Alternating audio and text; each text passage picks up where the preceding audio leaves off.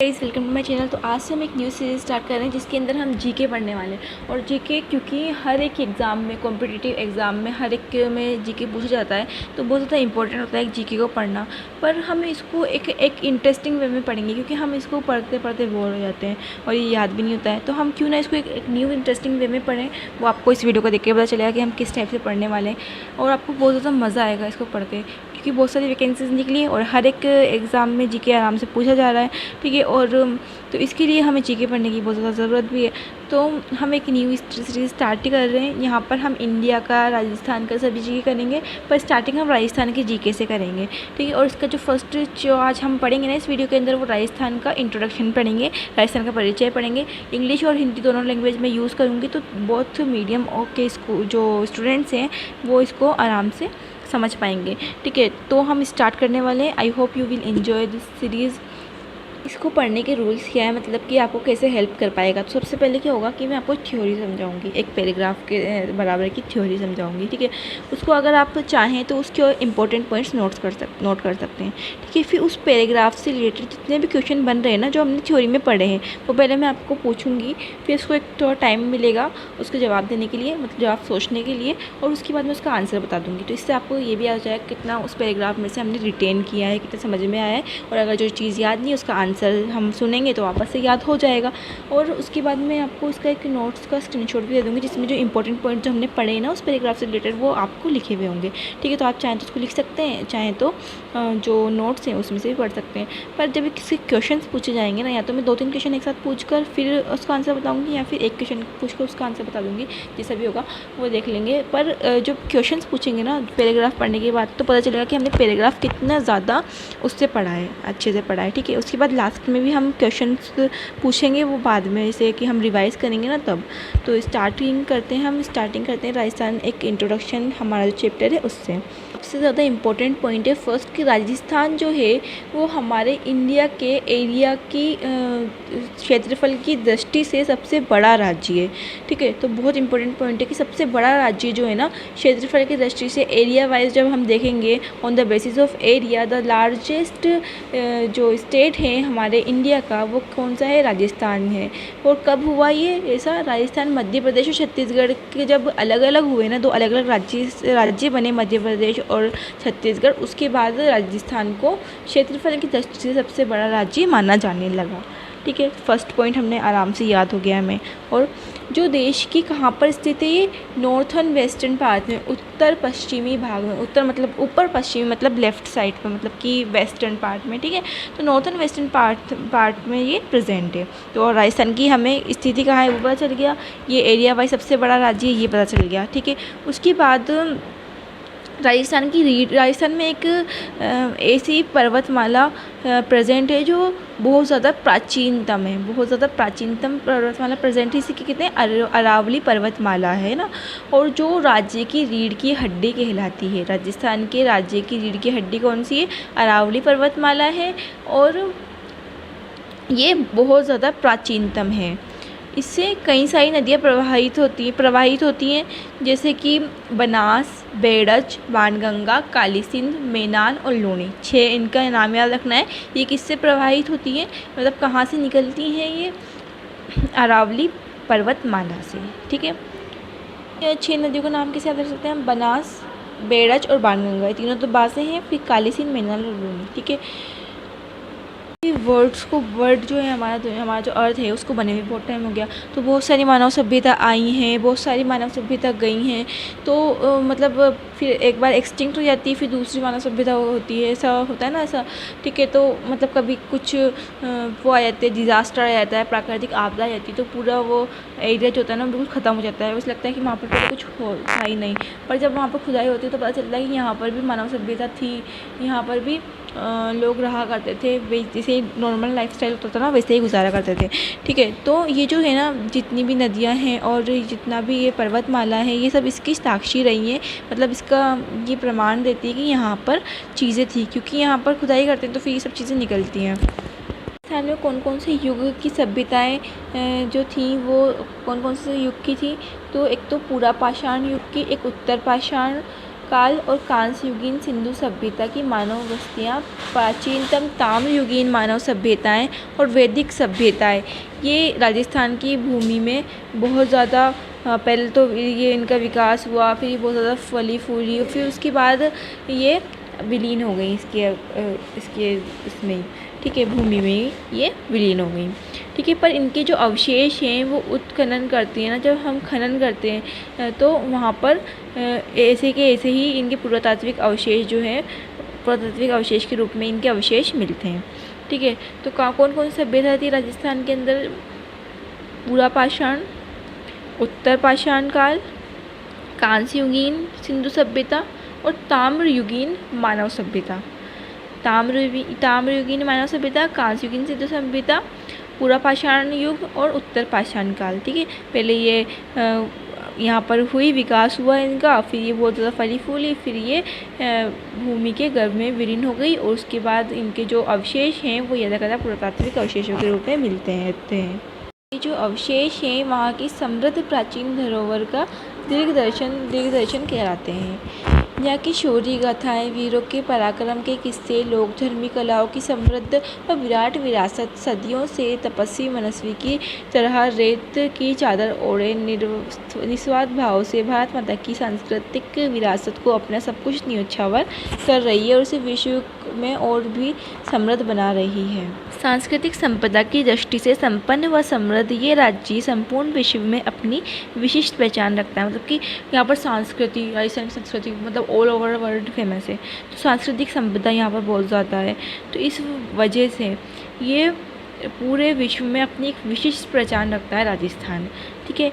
यहाँ का सांस्कृतिक वैभव जो है वो बेजोड़ है। साहसी, वीर, गौरवमय संस्कृति, त्याग, बलिदान के प्रति मूर्ति, नारियाँ, दृढ़ता, एकता, भाईचारा, शौर्य, उदारता आदि भावनाओं का सर्वाधिक संचार मानो संपूर्ण विश्व में इसी पावन भूमि पर हुआ है। मतलब कि इतने ज़्यादा साहसी वीर यहाँ पर थे, नारियाँ जो थी वो बहुत ज़्यादा बलिदान की प्रतिमूर्ति थी, त्याग करने वाली थी, दृढ़ता, एकता, भाईचारा यहाँ का जो फेमस है ना, इसी भावनाएं यहाँ के पूरा सर्वाधिक संचार जो है ये पूरे विश्व में इस जगह पर हुआ, ठीक है। तो अब हमने एक पूरा पैराग्राफ हो गया है। अब इस पैराग्राफ में जितना भी चीज़ें हमने पढ़ी इस सभी के मैं क्वेश्चंस पूछूंगी and then you have to answer the question.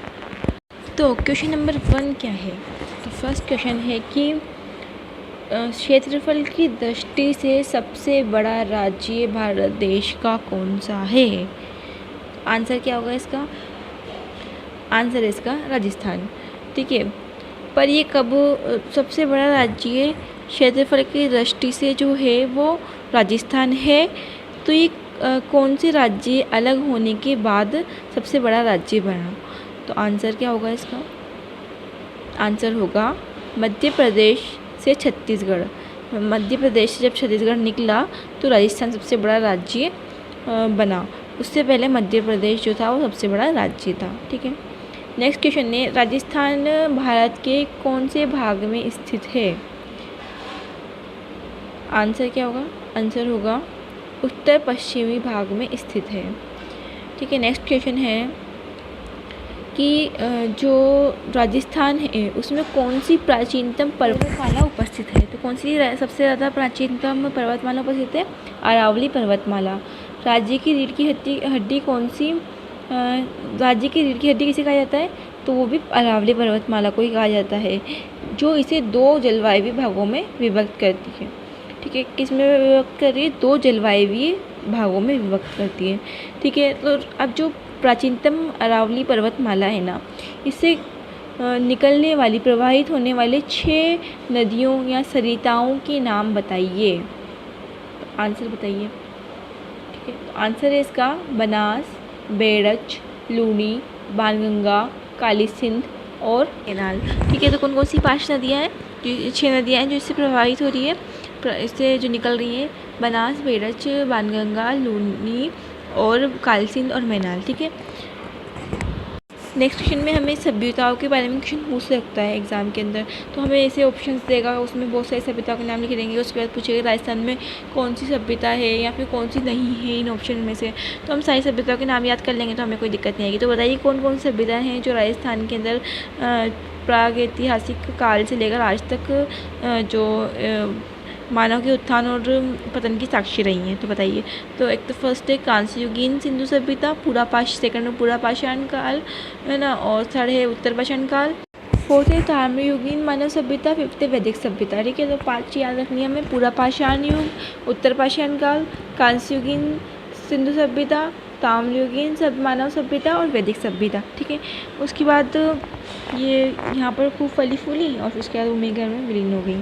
Question होता है हमारा यहाँ से कि पूरे जो संसार है, विश्व में ऐसा कौन सा राज्य है जो सांस्कृतिक संपदा की दृष्टि से संपन्न और समृद्ध राज्य के रूप में विश्व में अपनी विशिष्ट पहचान रखता है।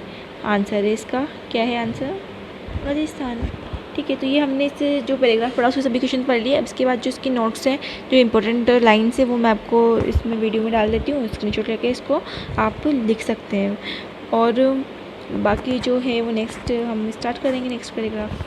तो ये जो है ना, इसकी नोट्स से आप स्क्रीनशॉट लेकर इसको लिख भी सकते हैं और याद भी कर सकते हैं। राजस्थान को मरु प्रधान प्रदेश के नाम से जाना जाता है, और अलग अलग नाम से इस राजस्थान जो है ना, मरु प्रधान प्रदेश जो है हमारा जो राज्य है, उसको अलग अलग नामों से अलग अलग समय पर पुकारा गया। जैसे सबसे पहले मरुकांतर शब्द का प्रयोग किया गया राजस्थान के भूभाग के लिए। किसने किया था? महर्षि वाल्मीकि ने।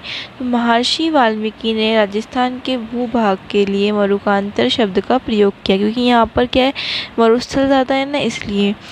राजस्थान शब्द का प्रयोग बसंतगढ़ के शिलालेख, जो सिरोही के अंदर बसंतगढ़, उसके शिलालेख में राजस्थान्यादित्य के रूप में हुआ।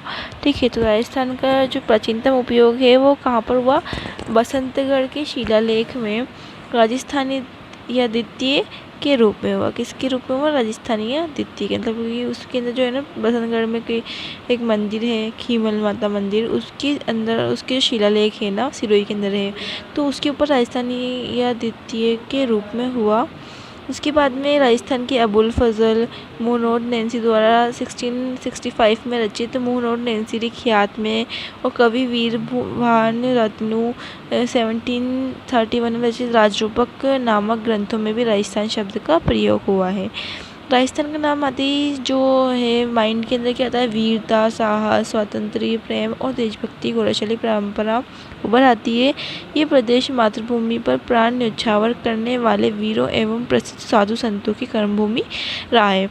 ठीक है, तो हमने इसमें पैराग्राफ में क्या पढ़ा कि महर्षि वाल्मीकि ने इसके लिए मरुकांतर शब्द का प्रयोग किया। राजस्थान के शब्द का प्रयोग जो है वो बसंतगढ़ के शिलालेख में राजस्थान्यादित्य के रूप में पाया जाता है, जो प्राचीनतम प्रयोग है इसका। फिर उसके बाद कुछ रचनाएं हैं, कुछ ग्रंथ है, उसमें भी राजस्थान शब्द का प्रयोग हुआ। जैसे राजस्थान के अबुल फजल, मुहनोद नैन्सी ख्यात और राजरूपक। ठीक है, 6वीं शताब्दी में इस राजस्थान भूभाग में अपनी वीरता एवं बलिदान के लिए इतिहास के प्रसिद्ध राजपूती राज्यों का उदय हुआ। मतलब 6वीं सेंचुरी आई तो उसमें राजपूती राज्यों का उदय हुआ, और उन्होंने फिर धीरे धीरे पूरे राजस्थान में अपनी जो रियासत थी वो स्थापित कर ली और अपना शासन स्थापित कर लिया। ठीक है, और फिर ये जो है ना, इन्हीं नामों से हमारा राजस्थान जो है वो पहचाना जाने लगा। जैसे कि जो प्रमुख राजपूत शासकों के नियंत्रण में जो राज्य थे वो मेवाड़ में जैसे गुहिल राजपूत समाज था, मारवाड़ के राठौर थे, डूंगरवाड़ में कछवाहा समाज था, और अजमेर के चौहान। ठीक है, ये जो बहुत ज़्यादा प्रसिद्ध राजपूत वंश हुआ करते थे। कौन कौन से? मेवाड़ के गुहिल, मारवाड़ के राठौड़, ढूंढाड़ के कछवाहा और अजमेर के चौहान, ये प्रसिद्ध राजपूत शासक हुआ करते थे। इनकी कीर्ति और पताका, मतलब कि इनका जो शौर्य है ना, वो पूरे विश्व में अभी भी फैला हुआ है। और राजपूतों की प्रधानता के कारण ही कालांतर में इस संपूर्ण भूभाग को राजपूताना कहा जाने लगा। और क्योंकि राजपूतों ने अपनी प्रधानता स्थापित कर ली थी, पूरे राजस्थान में अपना शासन कर लिया था पुराने समय में, तो इसलिए इस राजस्थान को राजपूताना कहा जाने लगा। और इस राजपूताना शब्द का प्रयोग सबसे पहले 1800 में जॉर्ज थॉमस द्वारा किया गया। किसके द्वारा किया गया? जॉर्ज थॉमस द्वारा किया गया।